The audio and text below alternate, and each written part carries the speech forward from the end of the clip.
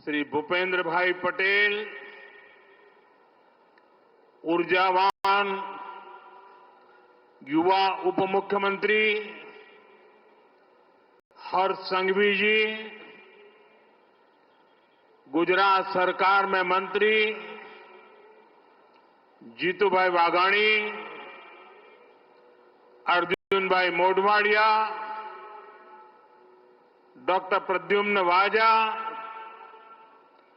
कौशिक भाई वेकरिया, सांसद राजेश भाई, अन्य महानुभाव, देवी और सज्जनों, आज देश के कोने कोने से लाखों लोग जुड़े हैं हमारे साथ। उन सबको भी मेरी तरफ से जय सोमनाथ। साथियों, ये समय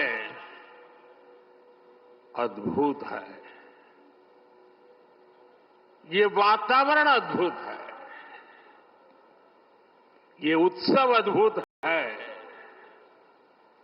एक और स्वयं देवादिदेव महादेव, दूसरी ओर समुद्र की विशाल लहरें, सूर्य की किरणें, मंत्रों की ये गूंज, आस्था का ये उफान, और इस दिव्य वातावरण में भगवान सोमनाथ के आप सब भक्तों की उपस्थिति, ये इस अवसर को दिव्य बना रही है,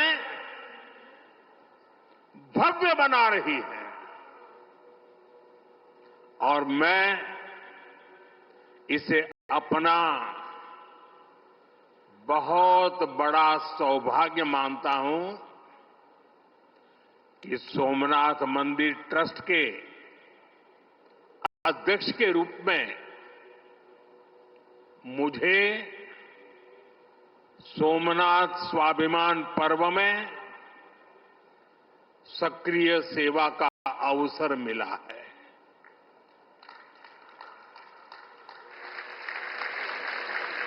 ये पीछे से कुछ और आवाज चल रही है भाई, इसे बंद किया जाए।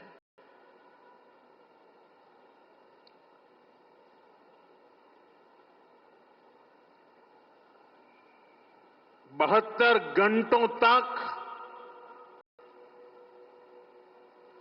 अनवरत ओमकार का नाद, 72 घंटों का अनवरत मंत्रोच्चार। और मैंने देखा कल शाम को 1000 ड्रोन्स द्वारा वैदिक गुरुकुलों के 1000 विद्यार्थियों की उपस्थिति, सोमनाथ के 1000 वर्षों की गाथा का प्रदर्शन, और आज 108 अश्वों के साथ मंदिर तक शौर्य यात्रा, मंत्रों और भजनों की अद्भुत प्रस्तुति, सब कुछ मंत्र मुग्ध कर देने वाला है। इस अनुभूति को शब्द अभिव्यक्त नहीं कर सकते, इसे केवल समय ही संकलित कर सकता है। इस आयोजन में गर्व है, गरिमा है, गौरव है, और इसमें गरिमा का ज्ञान भी है। इसमें है वैभव की विरासत, इसमें है आध्यात्म की अनुभूति, अनुभव है, आनंद है, आत्मीयता है और सबसे बढ़कर देवाधिदेव महादेव का आशीर्वाद है। आइए मेरे साथ बोलिए, नमः पार्वती पतये हर हर महादेव।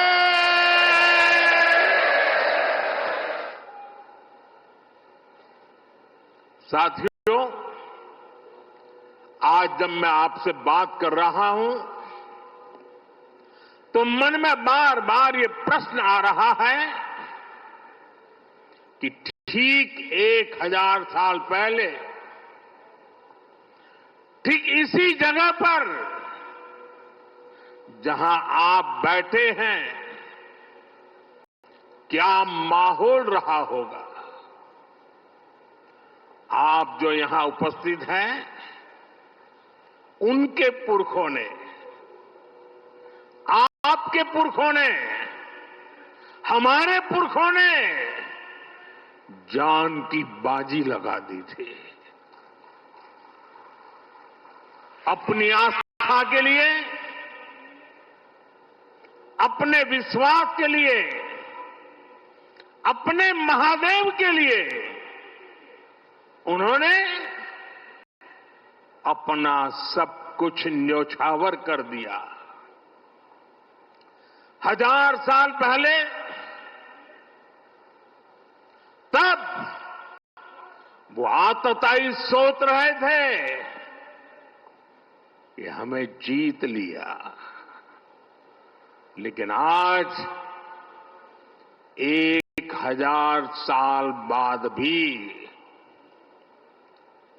सोमनाथ महादेव के मंदिर पर फहरा रही ध्वजा पूरी सृष्टि का आह्वान कर रही है कि हिंदुस्तान की शक्ति क्या है, उसका सामर्थ्य क्या है। प्रभास पाटन तीर की इस मिट्टी का कण कण शौर्य, पराक्रम और वीरता का साक्षी है। सोमनाथ के स्वरूप के लिए कितने ही शिव भक्तों ने, संस्कृति के उपासकों ने, संस्कृति के ध्वज धारकों ने अपने प्राणों की आहुति दी है। आज सोमनाथ स्वाभिमान पर्व पर सबसे पहले मैं हर उस वीर वीरांगना को नमन करता हूं जिसने सोमनाथ की रक्षा को, मंदिर के पुनर्निर्माण को अपना जीवन ध्येय बनाया, अपना सब कुछ देवाधिदेव महादेव को अर्पण कर दिया। भाइयों बहनों, प्रभास पाटन का एक क्षेत्र भगवान शिव का अपना क्षेत्र तो है, इसकी पवित्रता भगवान श्री कृष्ण से भी जुड़ी है। महाभारत काल में पांडवों ने भी इस तीर्थ में तपस्या की थी, इसलिए ये अवसर भारत के अनगिनत आयामों को नमन करने का भी अवसर है। ये भी एक सुखद संयोग है कि आज जब सोमनाथ मंदिर के इस स्वाभिमान यात्रा के 1000 साल पूरे हो रहे हैं, तो साथ ही 1951 में हुए इसके पुनर्निर्माण के 75 साल भी पूरे हो रहे हैं। मैं दुनिया भर के करोड़ों श्रद्धालुओं को सोमनाथ स्वाभिमान पर्व की शुभकामनाएं देता हूं। साथियों, सोमनाथ स्वाभिमान पर्व 1000 साल पहले हुए विध्वंस के स्मरण के लिए नहीं, ये पर्व 1000 साल की यात्रा का पर्व है। साथ ही ये हमारे भारत के अस्तित्व और अभिमान का पर्व है, क्योंकि हमें हर कदम पर, हर मुकाम पर सोमनाथ और भारत में अनोखी समानताएं दिखती है। जैसे सोमनाथ को नष्ट करने के एक नहीं अनेकों प्रयास हुए, दुष्प्रयास हुए, उसी तरह विदेशी आक्रांताओं द्वारा कई सदियों तक भारत को खत्म करने की लगातार कोशिशें होती रही, लेकिन न सोमनाथ नष्ट हुआ और न ही भारत नष्ट हुआ।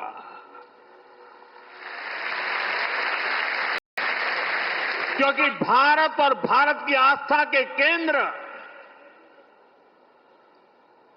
एक दूसरे में समाये हुए हैं। साथियों, आप उस इतिहास के बारे में कल्पना करिए। आज से 1000 साल पहले सन 1026 में सबसे पहले गजनी ने सोमनाथ मंदिर को तोड़ा। उसे लगा उसने सोमनाथ का वजूद मिटा दिया, लेकिन कुछ वर्षों के भीतर भीतर सोमनाथ का पुनर्निर्माण हो चुका था। 12वीं शताब्दी में राजा कुमारपाल ने मंदिर का भव्य जीर्णोद्धार करा दिया था, लेकिन 13वीं शताब्दी के अंत में अलाउद्दीन खिलजी ने सोमनाथ पर फिर आक्रमण का दुस्साहस कर दिया। कहते हैं जालोर के रावल ने खिमजी सेनाओं से जमकर लोहा लिया।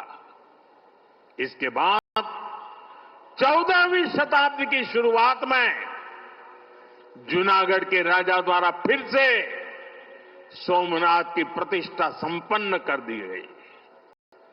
14वीं शताब्दी के आखिरी वर्षों में मुजफ्फर खान ने सोमनाथ पर फिर हमला किया। वो हमला भी नाकाम रहा। 15वीं शताब्दी में सुल्तान अहमद शाह ने सोमनाथ मंदिर को दूषित करने की कोशिश की और इसी शताब्दी में उसके पोते सुल्तान महमूद बेगड़ा ने सोमनाथ पर आक्रमण कर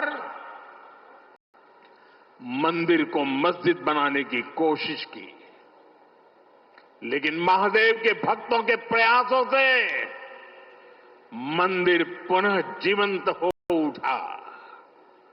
17वीं 18वीं शताब्दी में औरंगजेब का दौर आया। उसने सोमनाथ मंदिर को अपवित्र किया, सोमनाथ को फिर मस्जिद बनाने की कोशिश की। उसके बाद भी अहल्याबाई होलकर ने नए मंदिर की स्थापना कर सोमनाथ को एक बार फिर साकार कर दिया। यानी सोमनाथ का इतिहास विनाश और पराजय का इतिहास नहीं है। ये इतिहास विजय और पुनर्निर्माण का है, हमारे पूर्वजों के पराक्रम का है, हमारे पूर्वजों के त्याग और बलिदान का है। आतताई आते रहे, मजहबी आतंक के नए नए आक्रमण होते रहे, लेकिन हर युग में सोमनाथ पुनः पुनः स्थापित होता रहा। इतनी सदियों तक का संघर्ष, इतना लंबा प्रतिकार, इतना महान धैर्य, सृजन और पुनर्निर्माण का ऐसा जीवन, ये सामर्थ्य अपनी संस्कृति में ऐसा विश्वास और ऐसी आस्था दुनिया के इतिहास में ऐसा उदाहरण मिलना मुश्किल है।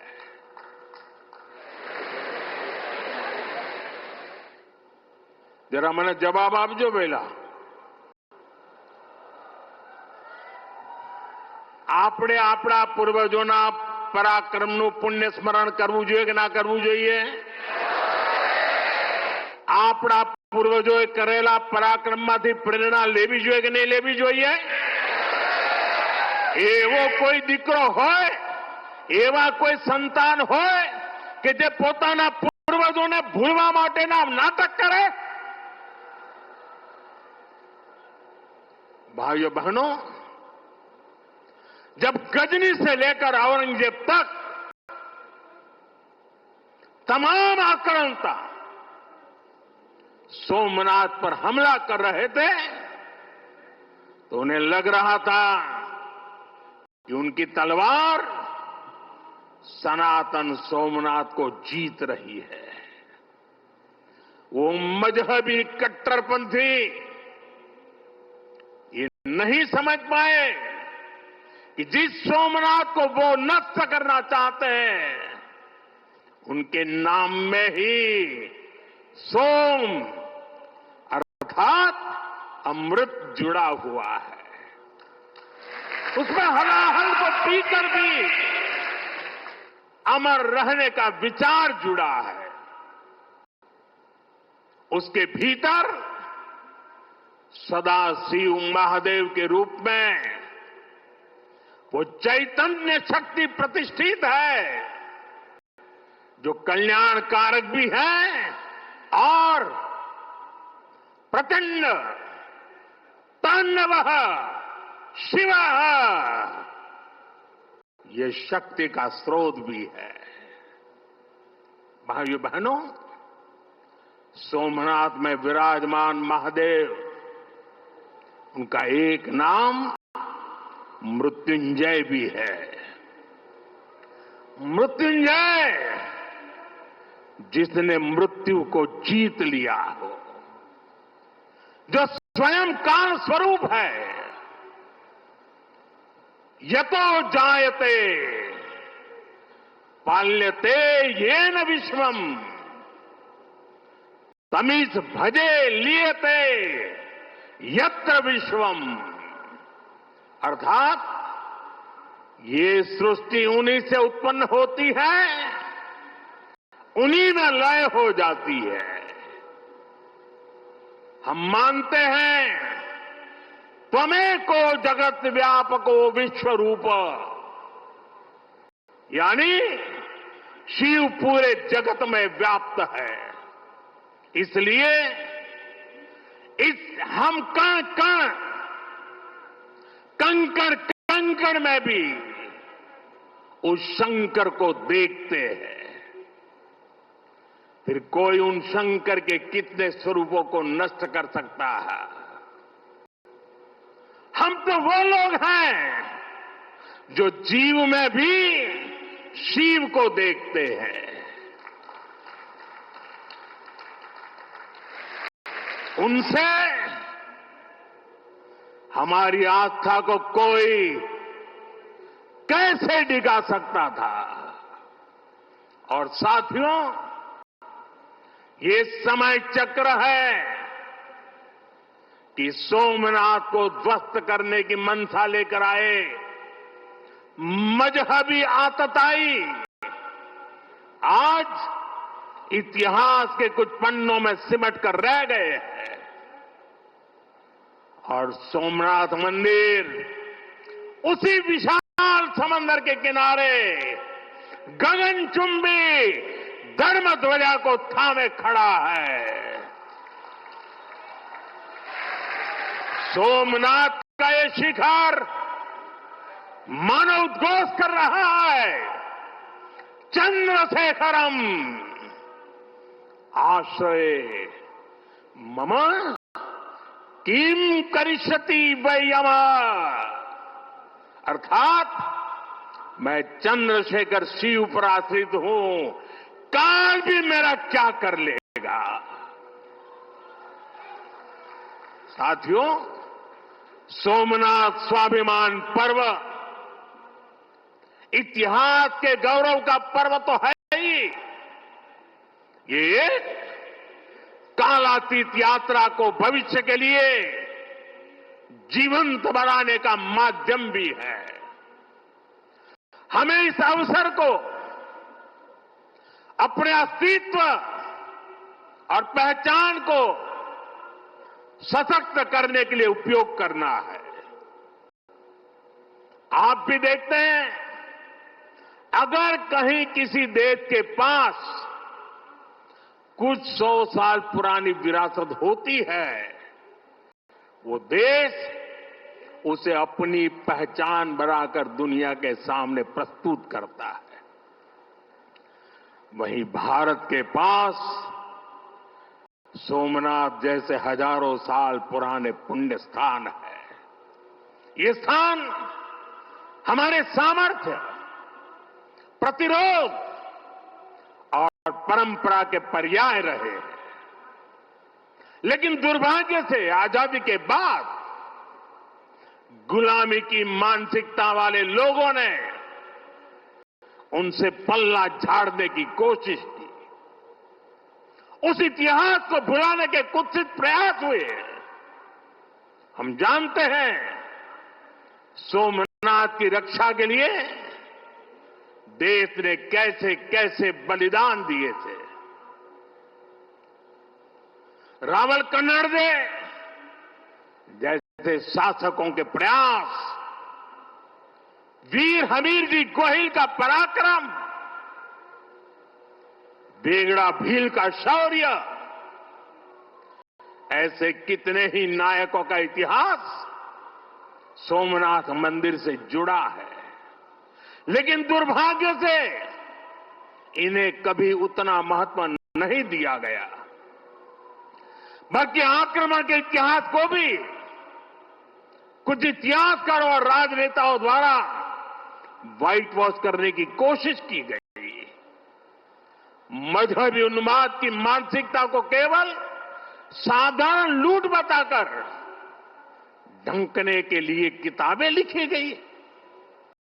सोमनाथ मंदिर एक बार नहीं, बार बार तोड़ा गया।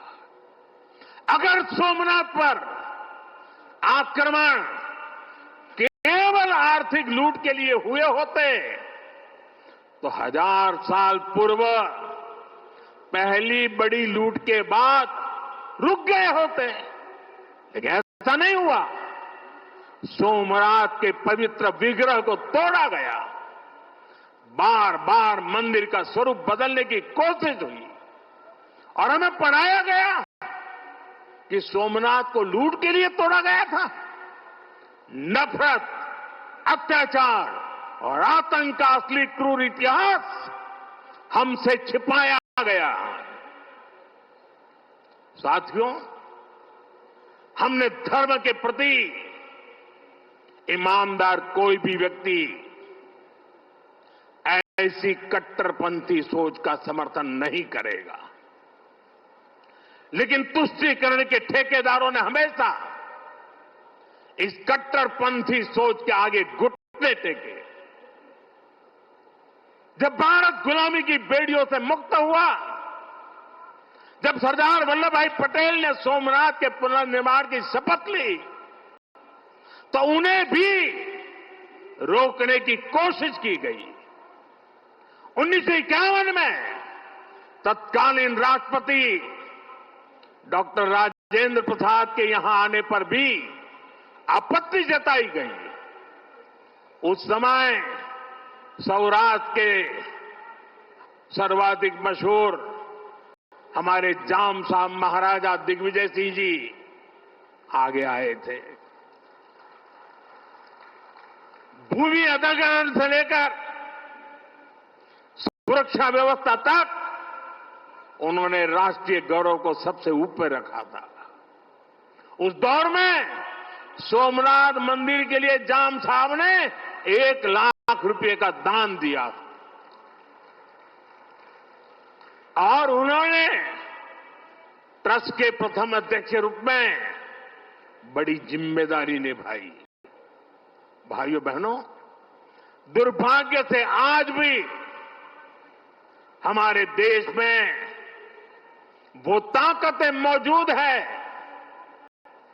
पूरी तरह सक्रिय हैं, जिन्होंने सोमनाथ पुनर्निर्माण का विरोध किया। आज तलवारों की जगह दूसरे कुत्सित तरीकों से भारत के खिलाफ षड्यंत्र हो रहे हैं और इसलिए हमें ज्यादा सावधान रहना है। हमें खुद को शक्तिशाली बनाना है, हमें एक रहना है, एकजुट रहना है, ऐसी हर ताकत को हराना है जो हमें बांटने की साजिश रच रही है। साथियों, जब हम अपनी आस्था से जुड़े रहते हैं, अपनी जड़ों से जुड़े रहते हैं, पूरे स्वाभिमान के साथ अपनी विरासत का संरक्षण करते हैं, अपनी विरासत के प्रति सजग रहते हैं, तो हमारी सभ्यता की जड़ें भी मजबूत होती हैं। और इसलिए पिछले 1000 वर्षों की यात्रा हमें अगले 1000 वर्षों के लिए तैयार रहने की प्रेरणा देती है। साथियों, राम मंदिर प्राण प्रतिष्ठा के ऐतिहासिक अवसर पर मैंने भारत के लिए 1000 साल का विराट स्वप्न सामने रखा था। मैंने देव से देश के विजन के साथ आगे बढ़ने की बात कही थी। आज देश का सांस्कृतिक पुनर्जागरण करोड़ों देशवासियों में नया विश्वास भर रहा है। आज हर देशवासी के मन में विकसित भारत को लेकर एक भरोसा है। आज 140 करोड़ भारतीय भविष्य के लक्ष्यों को लेकर संकल्पित है। भारत अपने गौरव को नई बुलंदी देगा। हम गरीबी के खिलाफ अपनी लड़ाई में जीतेंगे। हम विकास की नई ऊंचाइयों को छुएंगे। पहले दुनिया की तीसरी बड़ी अर्थव्यवस्था बनने का लक्ष्य, फिर उसके आगे का सफर, देश अब इसके लिए तैयार हो चुका है और सोमनाथ मंदिर की ऊर्जा हमारे इन संकल्पों को आशीर्वाद दे रही है। साथियों, आज का भारत विरासत से विकास की प्रेरणा लेकर आगे बढ़ रहा है। सोमनाथ में भी विकास भी विरासत भी, ये भावना निरंतर साकार हो रही है। आज एक और सोमनाथ मंदिर का सांस्कृतिक विस्तार,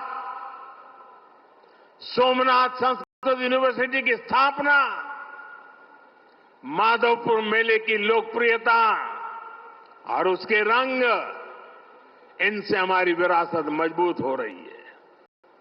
गिर लायन के संरक्षण से इस क्षेत्र का प्राकृतिक आकर्षण बढ़ रहा है, तो वहीं प्रभास पाटन क्षेत्र के विकास के नए आयाम भी गढ़े जा रहे हैं। केशोद एयरपोर्ट का विस्तार किया जा रहा है। इससे देश विदेश से श्रद्धालु सीधे सोमनाथ तक पहुंच सकेंगे। अहमदाबाद से वेरावल वंदे भारत ट्रेन की शुरुआत से तीर्थयात्रियों और पर्यटकों का समय कम हुआ है।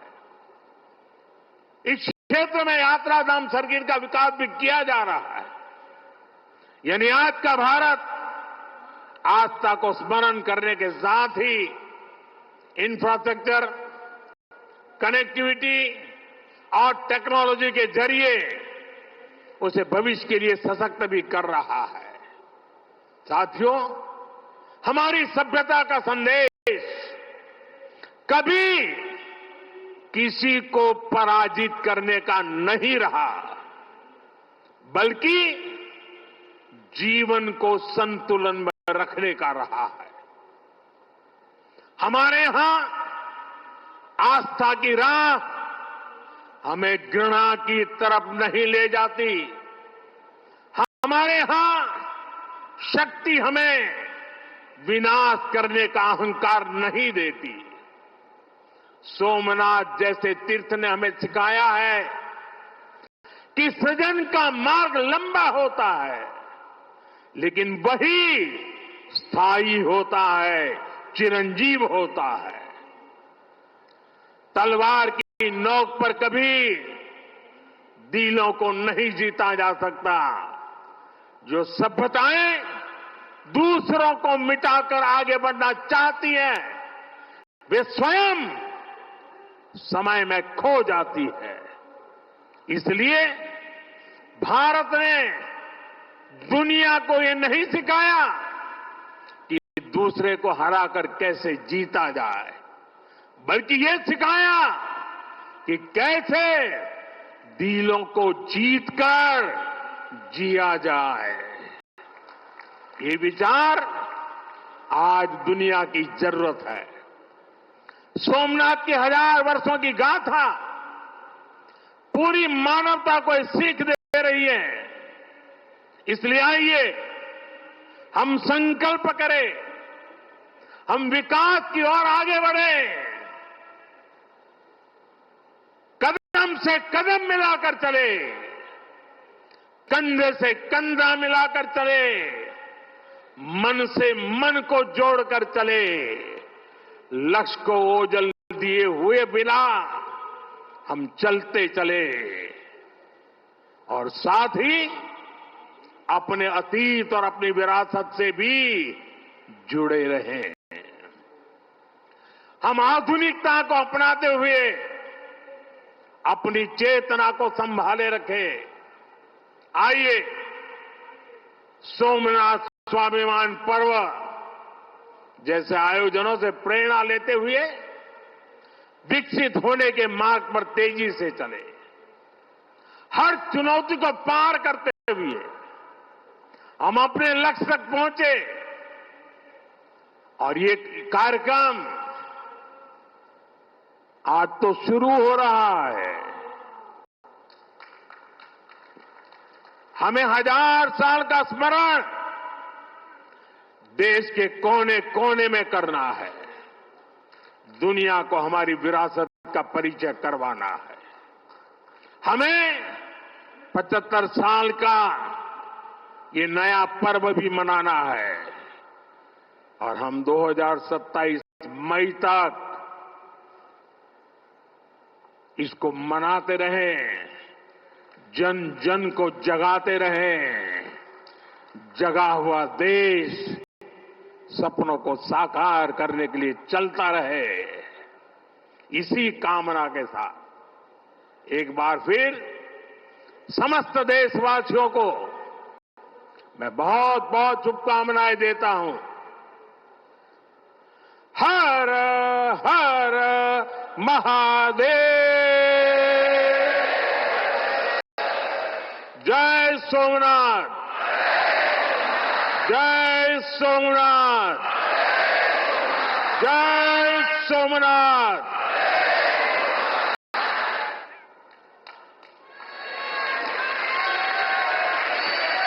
बहुत बहुत धन्यवाद माननीय प्रधानमंत्री जी, आपके इस गौरवशाली अभूतपूर्व भाषण के लिए, आपके ऊर्जावान संबोधन के लिए। आपके प्राणवान नेतृत्व में भारतवर्ष का ज्ञान, विज्ञान, सभ्यता, संस्कार, संस्कृति विश्व के सामने पुनः स्थापित करने वाले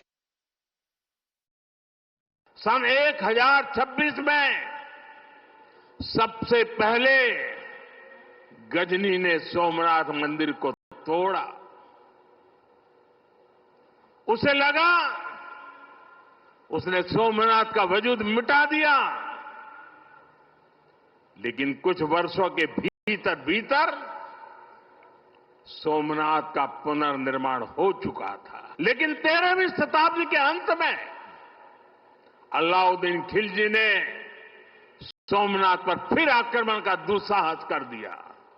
15वीं शताब्दी में सुल्तान अहमद शाह ने सोमनाथ मंदिर को दूषित करने की कोशिश की और इसी शताब्दी में उसके पोते सुल्तान महमूद बेगड़ा ने सोमनाथ पर आक्रमण कर